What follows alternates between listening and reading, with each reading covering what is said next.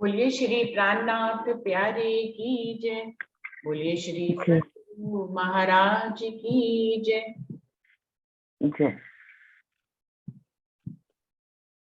प्रणाम जी। प्रणाम जी सभी सुंदर साथ जी को प्रेम प्रणाम जी। शुरू करते हैं सुंदर साथ जी। ये 13वां अध्याय प्रेम प्रेम का चांद का ये 13वां अध्याय 126 पेज से शुरू हो रहा है। प्रसंग चल रहा है रामानंद जी का, जहां पर उनको एक तिल्ली की बीमारी है जिसका वो इलाज करवा रहे हैं। लेकिन महाराज जी जब उनको अपनी पहचान देते हैं तो इतना ज्यादा बोलते हैं कि उनको उनके ऊपर कुछ वो पागल से लगते हैं और उनसे छुटकारा पाने की सोचने लग जाते हैं रामानंद जी। लेकिन उनको सिद्धि तो प्राप्त हुई है, लेकिन उनके साथ ही उनको जो है तिल्ली का रोग लग चुका है, जिसके कारण वो भोजन नहीं कर पाते हैं। तो रामानंद जी को कुछ भी समझ में नहीं आया कि महाराज जी के कहने का क्या भाव है। वे उनसे अपना पीछा पल्ला छुड़वाना चाहते थे। उनके मन में मात्र यही बात बैठ गई थी कि यह कोई पागल या दीवाना व्यक्ति है जो मुझसे आ टकराया है, और किसी भी तरह से यदि ये यहाँ से चला जाए तो मुझे शांति मिलेगी। एक दिन रामानंद जी ने महाराज जी से कहा, आप मेरे ऊपर कृपा करके यहाँ से चले जाइए। उसके उत्तर में महाराज जी ने विनम्रता पूर्वक कहा, आपसे स्नेह पैदा होने से पहले तो मैं जा सकता था, लेकिन आपको ऐसा कहने की कोई आवश्यकता ही नहीं पड़ती। लेकिन अब तो मैं तब तक नहीं जाऊंगा जब तक आप स्वस्थ नहीं हो जाते हैं। महाराज जी ने निर्णय कर लिया कि उन्हें ठीक ही करेंगे या शरीर नहीं छोड़ते हैं। मेरे ही तीखे शब्दों से आपका वैद्य चला गया था, ऐसी स्थिति में मैं आपको छोड़कर नहीं जा सकता है। यदि आप मेरे से बुरा व्यवहार भी करेंगे तो भी मैं संघर्ष सहन कर लूंगा। महाराज जी ने दृढ़ निश्चय कर लिया और उनको कहने लग गए कि मैं यहाँ से नहीं जाऊंगा जब तक आप स्वस्थ नहीं हो जाएंगे या तन नहीं छोड़ देंगे। यद्यपि रामानंद जी को महाराज जी की बातों से चिढ़ सी थी, लेकिन इस सच्चाई को सुनकर वे चुप ही रहे कि ये मुझसे प्रेम ही करते हैं, तभी तो मेरा रोग मिटाने के लिए मेरे पास रह रहे हैं। इधर परमहंस महाराज जी ने 2-4 दिन के अंदर अपनी वेशभूषा बदल डाली। अपनी लंगोटी और कंबली छोड़कर उन्होंने सब कुछ बांट दिया। उनको सदगुरु महाराज ने इतनी सारी चीजें दी थी, लेकिन महाराज जी कुछ रख ही नहीं पाते, सबको बांट देते थे। उन्होंने उनको धोती कुर्ता, कमंडल, एक चादर, इस तरह से इतना सामान दिया था, लेकिन उन्होंने सिर्फ एक लंगोटी और कंबल छोड़कर उन्होंने सब कुछ बांट दिया। उनके इस भेष को देखकर रामानंद जी भी चकित रह गए, समझ गए कि ये कोई ऊंचे महात्मा है। उनके हृदय में महाराज जी के प्रति श्रद्धा बढ़ने लग गई।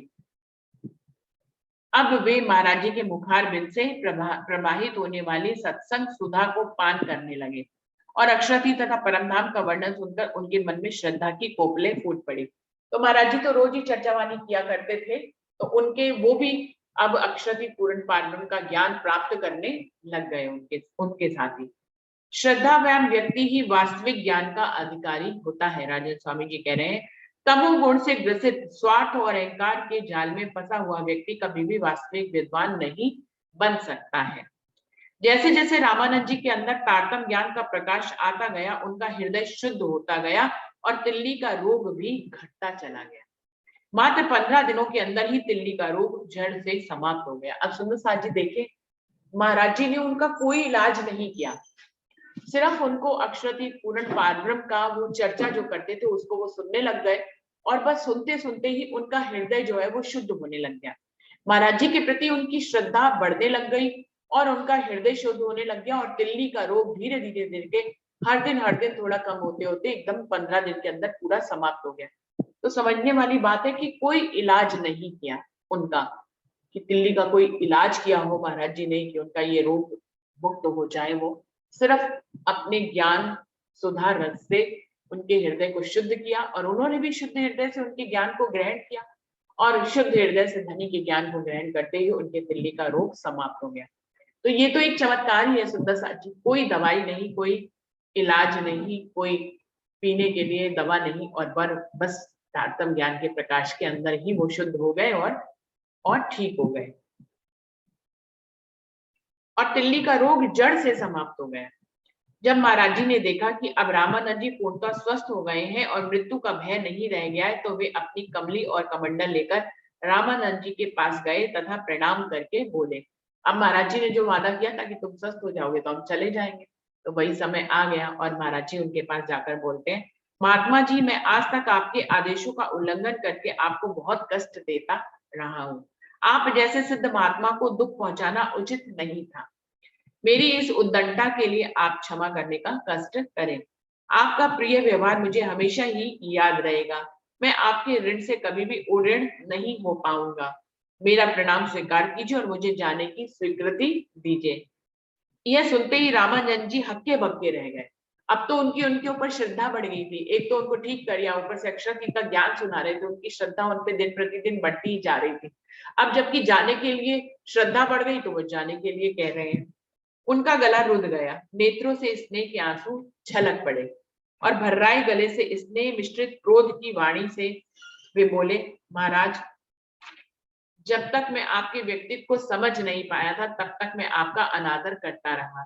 मैंने आपके प्रति दुष्टता का व्यवहार किया। मेरे इस अपराध के लिए मुझे क्षमा कर दीजिए। मैं इस बात को अच्छी तरह से जानता हूँ कि मैं तो क्षमा पाने का भी अधिकारी नहीं हूँ। आपने मुझे जीवन दिया है और आप ऐसे ही चले जाएं यह मुझसे कदापि सहन नहीं होगा। प्रभु मेरी आपसे यह करवृद्ध प्रार्थना है कि वर्षा ऋतु का ये चतुर्मास आप यहाँ ही व्यतीत करें।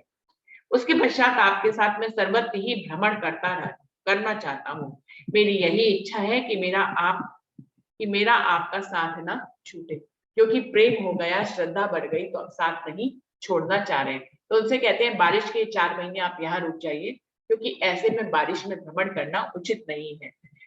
और उसके बाद फिर मैं भी आपके साथ भ्रमण यात्रा पे आपके साथ रहूंगा, जिससे कि मैं आपका और मेरा साथ ना छूटे। रामानंद जी की इस प्रेम भरे आग्रह को जब महाराज जी ने स्वीकार कर लिया तो वे बहुत ही आनंदित हुए। वर्षा ऋतु के प्रारंभ होते ही सत्संग प्रारंभ हो गया। महाराज जी के श्रीमुख से चर्चा सुनने के लिए लोगों की भीड़ बढ़ने लगी। पास में ही कमरखेड़ी नाम का एक गांव था, जहां से काफी संख्या में लोग आने लगे थे। उस मंदिर की व्यवस्था कमरखेड़ी से एक पटेल के हाथों में थी। उसी के निर्देशन में सब कुछ चला करता था। उसकी इच्छा के बिना कोई भी महात्मा मंदिर पर नहीं ठहर सकता था। तो कमरखेड़ी गांव से भी बहुत से लोग महाराज जी की बगल में ही था, चर्चा सुनने के लिए आते थे। और वहां पर जो एक मंदिर था उसकी देखभाल जो है एक पटेल नामक व्यक्ति करता था। उसकी आज्ञा के बिना कोई भी मंदिर में बात नहीं हो सकती थी, जब तक कि वो उसके ऊपर स्टैंप ना लगा दे। कुछ लोगों के कहने पर वह भी सत्संग में आने लगा था, लेकिन उसका ध्यान सत्संग में कम और अवगुण ढूंढने में ज्यादा लगा रहता था। एक दिन महाराज जी ने उस पटेल से कहा, बोलो तुम्हें क्या दिखाएं? क्या तुम नूरबाग देखना चाहते हो या यमुना जी के सातों घाट? अब ना तो उसे नूरबाग का पता, ना उसे यमुना जी का पता। महाराज जी ने तो ऐसे ही पूछ लिया कि तुम्हें नूरबाग देखना है या यमुना जी देखना है। अब पटेल क्या उत्तर देगा? जिसको परमधाम की पहचान ही नहीं है, जिसको 25 पक्षों की पहचान ही नहीं है, वो क्या कहेगा कि उसको नूरबाग देखना है या यमुना जी देखनी है? उसको तो पता ही नहीं नूरबाग और यमुना जी का क्या भाव है। ये कहकर गांजे के एक पौधे की ओर इशारा करते हुए उन्होंने कहा, पटेल जी इस पौधे की ओर देखिए। यदि आप इसके नजदीक जाकर इसकी सुगंध लें तो आप धन्य धन्य हो जाएंगे। ये सुनते ही वह पटेल चिढ़ सा गया और उसने तमतमाए चेहरे से कहा, मैंने तो आपको आपकी कृपा से परमधाम के सभी बाग बगीचे देख ही लिए हैं। कल थानेदार आएगा और उसे भी दिखा देना। तो वहां क्योंकि थोड़ी बहुत चर्चा वाणी वो सुनता था, पटेल आने लग गया था लोगों के कहने से, तो उसको समझ में आ गया है कि परमधाम के किसी पक्ष की बात कर रहे हैं कि यमुना जी देखना है या नूर बाग देखना है। तो बड़े व्यंग्यात्मक नजर से कहने लग गया कि मैंने तो ये सारे परमधाम के बाग घूम ही लिए हैं, और ये जो गांजे का पौधा आपने लगाया हुआ है वो लगाना जो है वो गुनाह मतलब गवर्नमेंट की तरफ से परमिशन नहीं होती थी कि आप गांजे का पौधा लगाएं। तो वो कहता है धमकाते हुए महाराज जी को कि कल थानेदार को भेज देंगे, उन्हें भी परमधाम के दर्शन करा देना। उसी लय में महाराज जी ने कह दिया, हाँ हाँ क्यों नहीं, थानेदार को अपने साथ ही लेकर आइएगा तथा अन्य मित्र भी यदि आना चाहे तो उनको भी लेकर आइएगा। आप जिसे भी परमधाम के दर्शन कराना चाहते हैं निश्चित होकर उसे अवश्य लाइएगा। तो इस तरह से महाराज जी ने भी उसी लौ में बिल्कुल व्यंग्यात्मक रूप से ही उत्तर दे भी दिया। इस प्रकार का उत्तर सुनकर वह पटेल अंदर ही अंदर क्रोध से आग बबूला हो गया। और बिना रुके सीधे घर चला गया। अगले दिन महाराज जी को पकड़वाने की नियत से थानेदार को लेकर आ गया और व्यंग की मुद्रा से बोला, बाबा जी ये बाग बगीचे कहाँ हैं? जरा इनके दर्शन तो करवाइए। मेरे साथ ये थानेदार साहब भी आए हुए हैं, इनकी भी दर्शन करने की इच्छा है। तो इसी तरह से व्यंग पूर्वक अभी भी बात कर रहा है, थानेदार को भी साथ में ले आया और कह रहा है इन्हें जरा दिखाइए आपके वो बाग बगीचे कहाँ हैं, इनकी भी देखने की इच्छा है।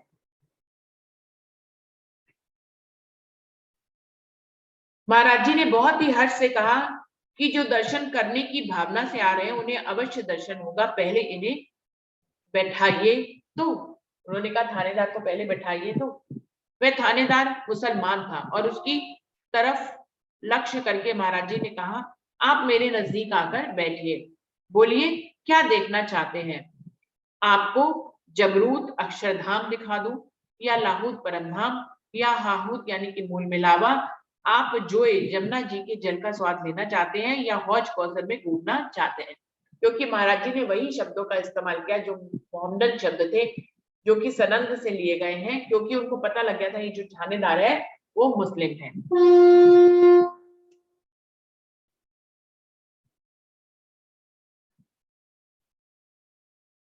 यदि आप अस्राफिल और जब्राइल से मिलना चाहते हैं तो मैं वहां भी ले चल सकता हूँ। महाराज जी ने कहा, हाँ जरा ये देखिए, ये नूर बाग है, अमृत बन के वृक्षों की डालियों की ओर जरा ध्यान से देखिए।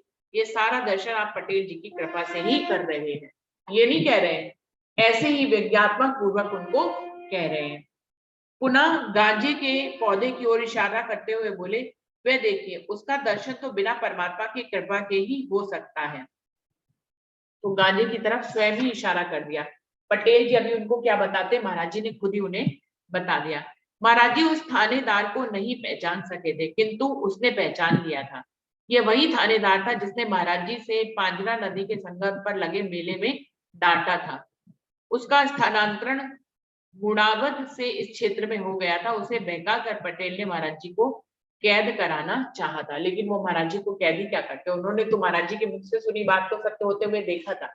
महाराज जी ने इसी इंस्पेक्टर से कहा था कि तुम ये मेला यहाँ पर ना होने दो, और वही हुआ, उसने नहीं माना था। तो दूसरे दिन ही वहां पे प्रलय जैसा नजारा उपस्थित हो गया था। तो उस थानेदार ने महाराज जी को पहचान लिया था, और जबकि पटेल ये चाहता था कि ये थानेदार महाराज जी को पकड़कर जेल में बंद कर दे। तो थानेदार ने महाराज जी को पहचान लिया था कि ये तो मेले वाले ही फकीर हैं। बस फिर क्या था, थानेदार ने महाराज जी को बीच में ही रोककर कहा, भाई जी बस कीजिए, परमधाम के बाग बगीचे मैंने बहुत देख लिए हैं, मैंने तो अभी सब कुछ दिखाया ही नहीं है, अभी तो परमधाम का बहुत बड़ा हिस्सा बाकी है। महाराज जी ने कहा कि अभी तो हमने आपको दिखाया ही नहीं है। थानेदार चरणों में झुककर बोला, भाई साहब मैं प्रत्येक 15वें दिन आपके दर्शन के लिए आया करूंगा, धीरे धीरे आप जो कुछ भी दिखलाएंगे उसे मैं देखना चाहूंगा। तो उसने कह दिया कि ठीक है, मैं हर 15 दिन में आपके पास आऊंगा, आप जो भी हमें दिखाएंगे हम देखेंगे। चलते समय उसने चरणों में 10 रुपए की भेंट भी चढ़ाई, किंतु परमहंस महाराज जी ने उसे लेने से इनकार कर दिया और कहा, थानेदार साहब आप ही बताइए कि मैं इन पैसों का क्या करूंगा, मुझे धन की कोई आवश्यकता ही नहीं पड़ती, मुझसे धन का बोझ नहीं ढोया जाएगा। यह सुनकर उसने महाराज जी के कदमों को चूमा। अब पटेल को भी महाराज जी के चरणों में मजबूर होकर प्रणाम करना पड़ा। उन दोनों के नतमस्तक हो जाने पर जनता में महाराज जी की बहुत अधिक प्रसिद्धि हो गई और लोग बहुत अधिक संख्या में महाराज जी का सत्संग सुनने आने लगे। उसमें उनमें महाराज जी के प्रति इतनी श्रद्धा हो गई कि जब ताप्ती नदी को पार करने का कोई साधन नहीं मिलता तो वे उसे तैरकर पार करने के लिए छलांग लगा दिया करते थे, क्योंकि वो ऐसे गांवों से आते थे जहाँ की बीच में ताप्ती नदी पड़ती थी। महाराज जी से मिलने के लिए कोई साधन ना मिले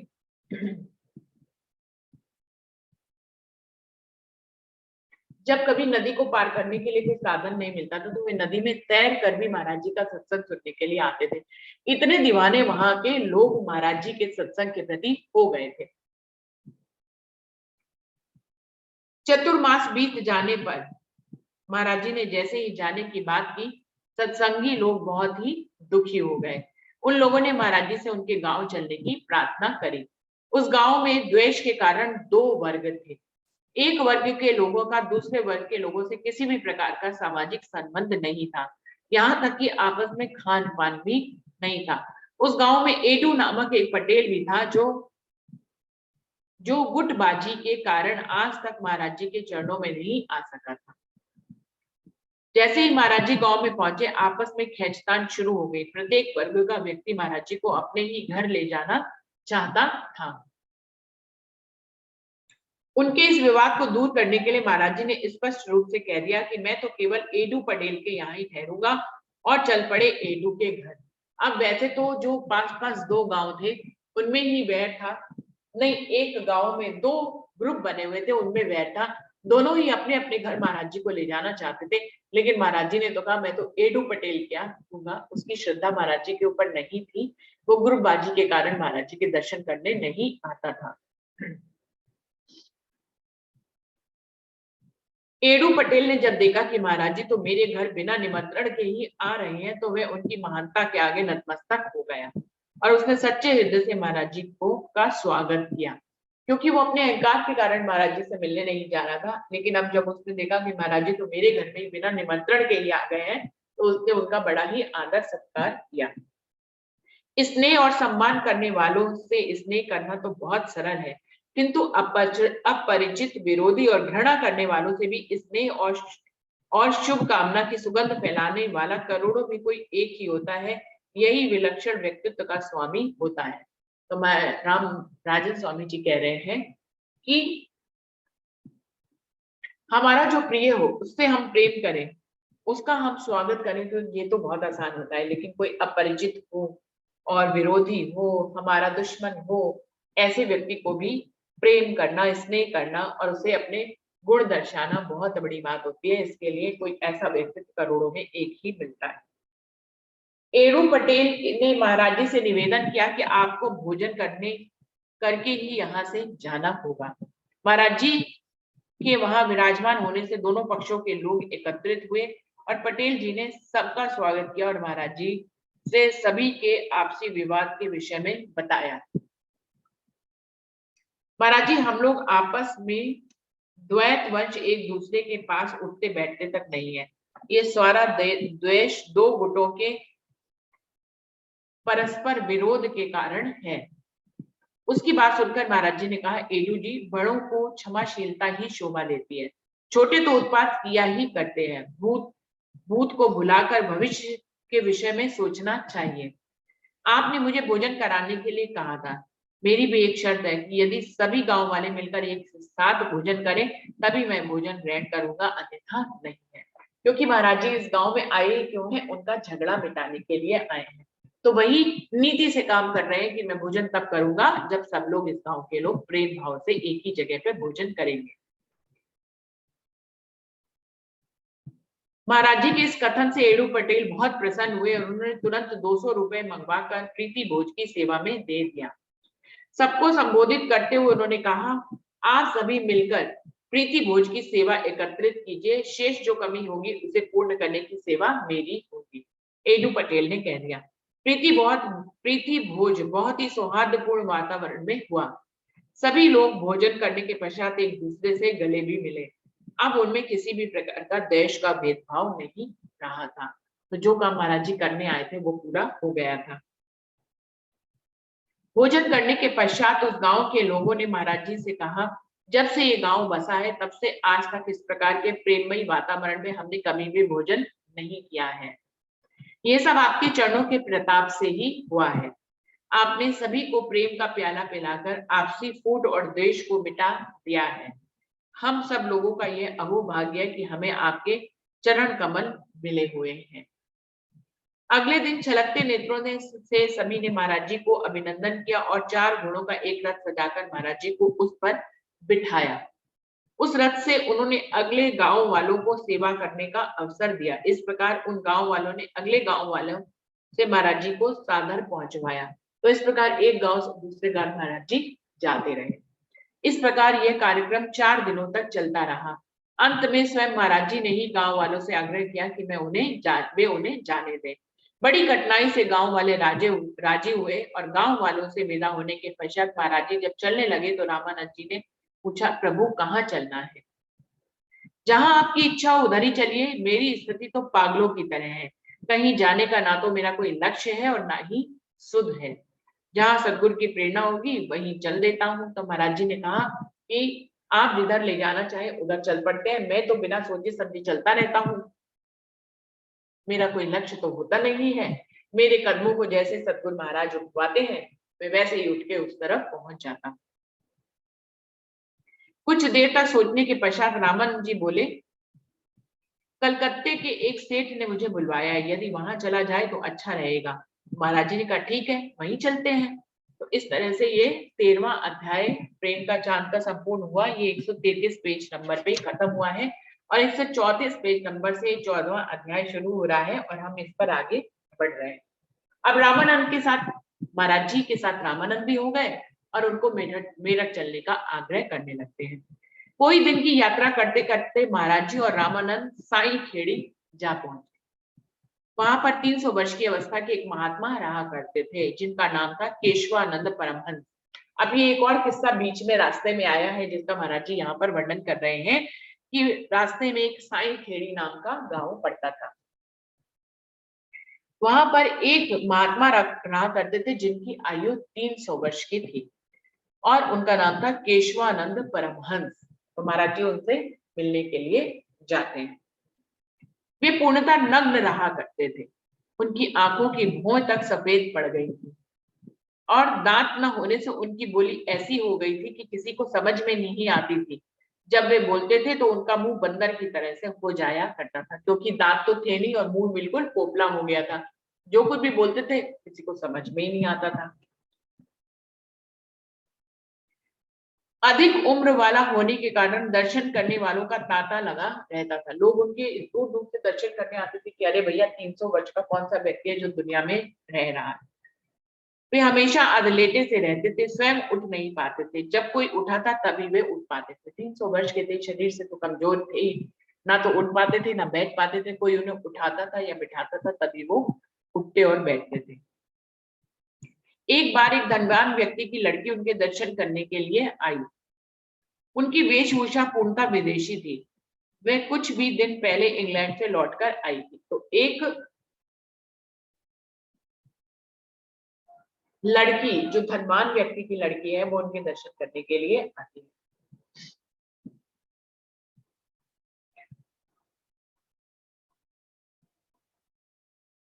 परमहंस जी ने जब उस लड़की को खड़े हुए देखा तो उसे हाथ से संकेत देकर बुलाया। जब वे निकट आकर बैठ गई तो वे उसके सिर पर हाथ फेरने लगे। फेरते फेरते उन्होंने उसके मुख और बाहों को भी छू लिया। बस फिर क्या था, लड़की का चेहरा क्रोध से लाल हो गया। तमतमाते चेहरे के साथ पैर पटकते हुए वह घर चली गई। तो लड़की को लगा कि महाराज जी ने उसके साथ कोई अभद्र व्यवहार किया है, तो वो चीखते चिल्लाते हुए वहां से अपने घर वापस चली गई। वह लड़की पाश्चात्य संस्कृति के रंग में इतनी रंग चुकी थी कि परमहंस जी के पवित्र मनोभावों को समझ पाना उसके लिए संभव ही नहीं था। क्योंकि जो परमहंस होते हैं वो आशीर्वाद ही देते हैं। वो अगर टच भी कर रहे हैं तो उसमें कोई बहुत बड़ा भाव होगा, उसमें निगेटिव भाव नहीं लेने चाहिए। लेकिन लड़की उनसे पहली बार मिली थी इसलिए उसको कुछ भी समझ में नहीं आया।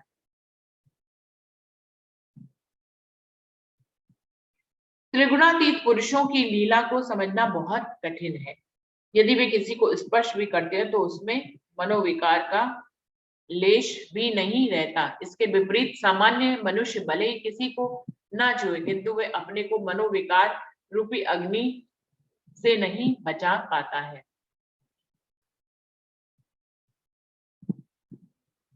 घर आकर उसने पिता को रो रो कर सारी बात बताई। उसने पिता को यह बात अच्छी तरह बताई कि वे दर्शन के योग्य नहीं है, उनके मन में पापमयी वासनाएं हैं। बेटी की शिकायत से पिता का क्रोध 7वें आकाश पर पहुंच गया। धन की गर्मी ने उसके क्रोध को और बढ़ा दिया। उसने अपने मन में यह निर्णय कर लिया कि चाहे कुछ भी हो जाए इस महात्मा को यहाँ से भगाना ही है।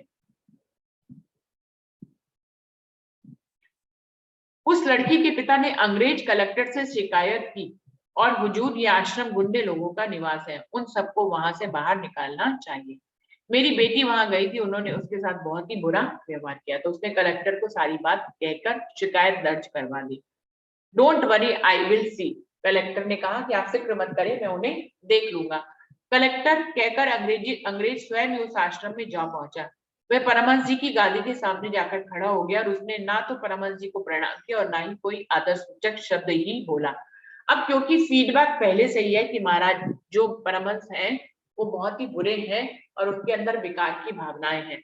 अब वो कलेक्टर अंग्रेज जो है वो स्वयं उनको नहीं परखेगा, बल्कि जो सुनी सुनाई बातें हैं उसी के हिसाब से उसने वहां जाके उनको प्रणाम ही नहीं किया। उस अंग्रेज के साथ लड़की का पिता भी था, जिसकी पहली बार उन दोनों की दृष्टि 300 वर्ष की उम्र वाले मानव पर पड़ी थी। अंग्रेज कलेक्टर ने अपने सिर पर टोप पहन रखा था और परमहंस जी ने उसमें से अंग्रेज कलेक्टर ने अपने सिर पर टोप पहन रखा था और परमहंस जी ने उससे वह टोप मांगा। उसने वह टोप उतार कर दे दिया, किंतु यह क्या, परमहंस जी ने उसी टोप के अंदर मूत्र त्याग दिया और उस अंग्रेज को अपने सिर के ऊपर रखने के लिए भी कहा। अब 300 वर्ष के परमहंस है जो महाराज जी वहां पर लेटे हुए हैं, साधु महात्मा जिनकी आयु 300 वर्ष है, वो उस अंग्रेज कलेक्टर की टोपी मांगते हैं और नंगे तो वैसे ही रहते थे, उसी में ही वो मूत्र देते हैं और उसको उस टोपी को फिर से अपने सर पे पहनने के लिए कहते हैं। तो वो घबरा ही जाएगा, वो कैसे पहनेगा उसको। परमहंस जी की इस करतूत को देखकर सभी लोग चकित रह जाते हैं। यह कार्य जो उस अंग्रेज कलेक्टर का प्रत्यक्ष अपमान था, एक तरह से उसका महाराज जी ने अपमान कर दिया। अंग्रेज के साथ गए हुए सभी छोटे अधिकारियों की त्योरियां चढ़ गई। लड़की के पिता उस सेठ का तो बुरा ही हाल हो गया। उसने जिलाधीश से कहा, मैंने आपसे तो पहले ही कहा था कि यह आपने प्रत्यक्ष देख ही लिया है, इन्हें अभी डंडे लगाकर इस आश्रम से भगा दीजिए।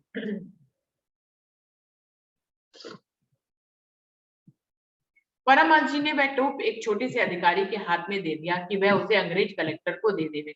जैसे ही वह टोप अंग्रेज के पास पहुंचा, उसमें चमेली के सुगंधित फूल दिखाई पड़ने लग गए।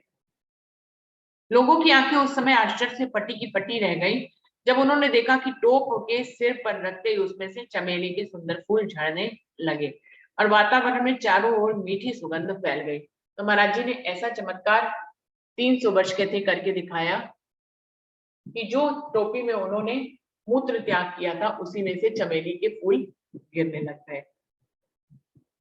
यह दृश्य देखकर सभी ने दांतों तले उंगली दबा ली और सभी के मुख से वहां वहां निकल पड़ी। अब तो उस अंग्रेज अधिकारी ने सेठ को कड़ी नजरों से देखा। सेठ सहम गया। उसे ऐसा लगा जैसे कि वह जीवित ही मर जाएगा। जिलाधीश ने सेठ को बुरी तरह से डांटा भी।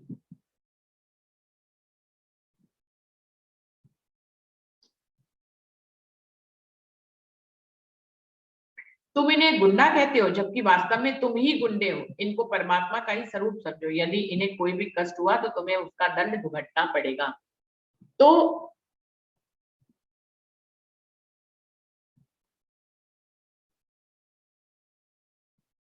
वो जो कलेक्टर आया था, जिस सेठ के बुलाने पे आया था, जिसकी पुत्री ने शिकायत करी थी, उसको वो कहते हैं कि आप इतने पहुंचे हुए महात्मा को जो है गुंडा कह रहे हो, आपको शर्म आनी चाहिए, आपको इनके आगे झुक जाना चाहिए, इनको प्रणाम करना चाहिए, आप तो उल्टा इनका अपमान करते हैं।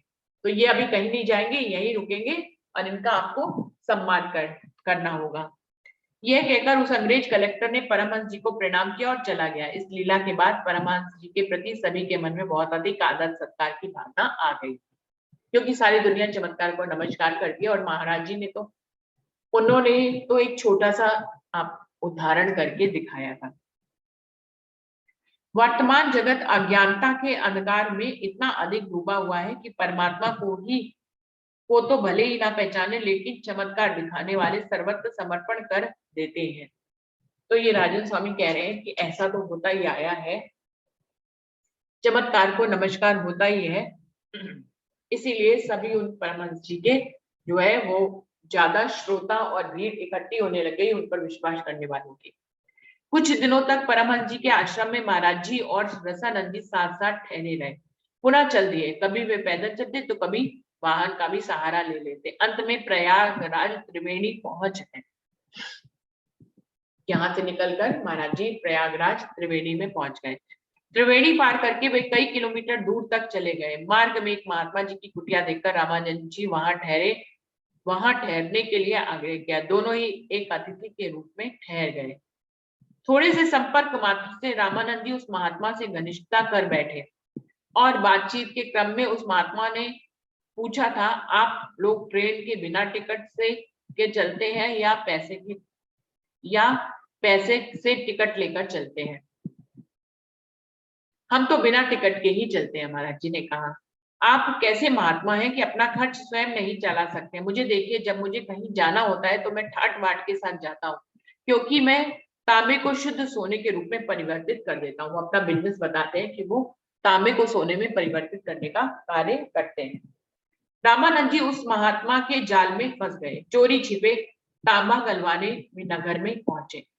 सुनारों ने कहा कि यदि हमारे सामने ही बनवाओगे तथा हमें भी वह रहस्य बताओगे तभी हम तांबा गला सकेंगे। दोनों चोरी छिपे ही बनाना चाहते थे, अतः वापस लौट आए। महाराज जी से छिपाकर दोनों ही तांबे से सोना बनाने के संबंध में बातें करते रहते थे। रसानंद भी, रामानंद भी उसमें शामिल है। रामानंद जाल में फंस चुके थे। उन्हें अब परमात्मा की भक्ति से कुछ भी लेना देना नहीं रह गया था। उन्हें उठने बैठने सोने जागने केवल स्वर्ण का ही चिंतन बना रहता था। तो इस प्रकार से रामानंद जी घर से तो निकले थे महाराज जी के साथ ही भ्रमण करने के लिए, लेकिन वो ज्यादा उनके मन से लालच गया नहीं था, लालच अभी तक था। इसीलिए वो तांबे को गलाकर सोना बनाने की विधि जानना चाहते थे।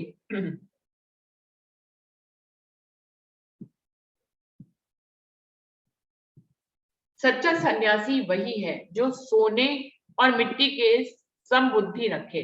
सन्यास लेकर भी यदि स्वर्ण का मोह सताता है तो यह अपराध सन्यास पर दाग लगाने वाला है। राजन स्वामी जी कह रहे हैं, आप साधु संत होते हुए भी यदि आप धन का ही स्मरण करते हैं तो आप जो है अपने ही व्यक्तित्व को दांव पे लगा रहे हैं, उसका ही अपमान कर रहे हैं। क्योंकि जब व्यक्तित्व एक है तो वो दो नहीं हो सकता है। एक तरफ तो आप सत्संग का बहाना करते हैं, दूसरी तरफ आप जो है तांबे से सोना कैसे बनाया जाता है इसकी अभिलाषा आपको रहती है, और उसके लिए आप जो है महाराज जी का भी साथ छोड़ने के लिए तैयार हो जाते हैं। तो लालच बहुत बुरी बला है सुंदर साथ जी। लोग घर बार भी छोड़ दें तो भी लालच नहीं छोड़ पाते हैं। उस जाल साज साधु के फंदे में पड़कर रामानंद जी ने अपना साफा, कमली और चद्दर भी दे दी। एक दिन जब वे प्रातः काल उठे तो देखा कि साधु तो 9-11 हो गया है। कि कहीं पेज पलट गया है सुंदर साथ जी, कहीं आगे आ गए। 1 मिनट,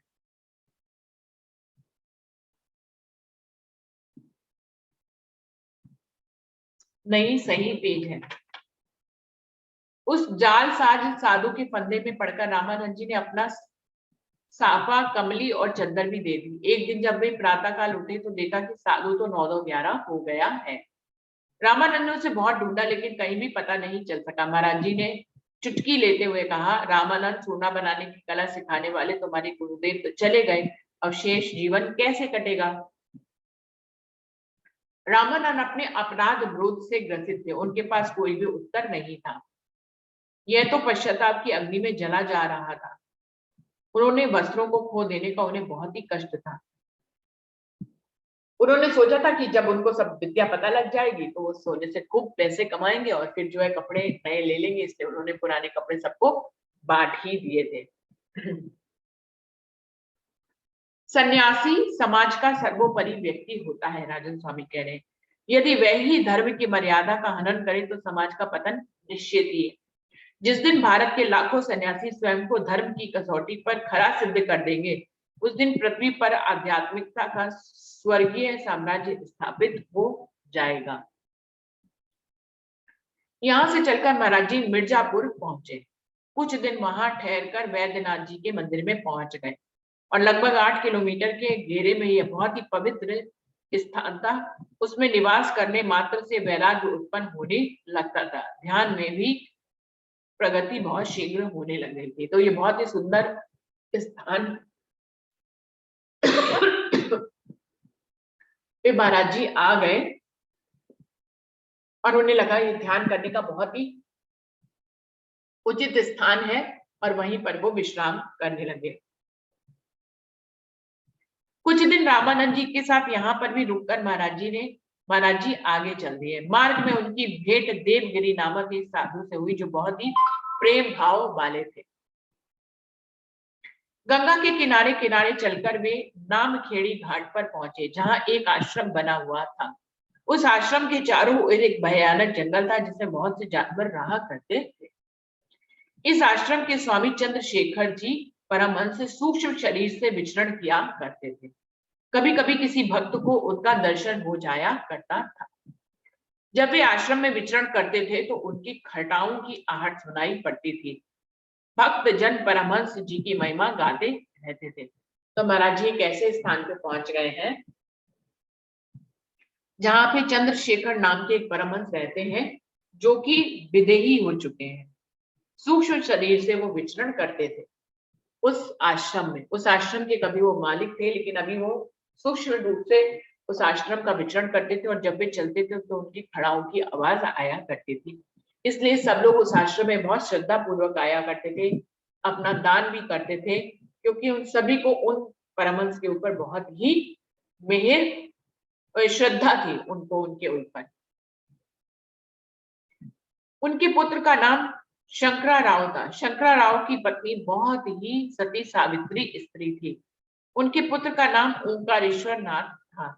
आश्रम में पहुंचकर रामानंद और देवगिरी भोजन बनाने लगे। इतने में शंकरा राव की पत्नी आई और वह बोली, भोजन तो मैं ही बना दूंगी।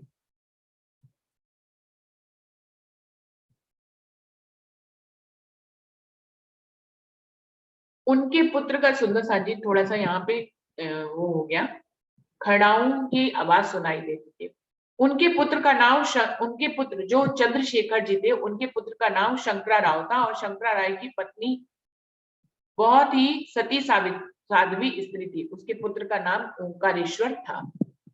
तो ये चंद्रशेखर जी के परिवार के बारे में बता रहे हैं। आश्रम में पहुंचकर रामानंद और देवगिरी भोजन बनाने लगे। इतने में शंकरा राव की पत्नी आई और बोली, भोजन तो मैं ही बना दूंगी, आप इस प्रकार का कष्ट क्यों करते हैं? जैसे मैं औरों का बनाती हूँ वैसे ही आपका भी बना दूंगी। बहुत मना करने पर भी वह नहीं मानी और उसने बहुत ही श्रद्धा से भोजन बनाया। इस प्रकार वे प्रतिदिन ही भोजन बनाने की सेवा करने लग गई। संसार में प्रत्येक रोग का निदान संभव है किंतु वहम का कोई भी इलाज नहीं है। इस रोग की चपेट में आने वाला कभी भी सुखी नहीं रहता। इसके कारण ही ना जाने कितनों पर ब्रजघात होता है और कितने रिश्ते हमेशा के लिए टूट जाया करते हैं। तो यहाँ पर कह रहे हैं राजन स्वामी जी कि वहम का कोई भी इलाज नहीं है। ये किस्सा आगे कैसे बढ़ता है महाराज जी इसको बताएंगे हमें कल। आज क्योंकि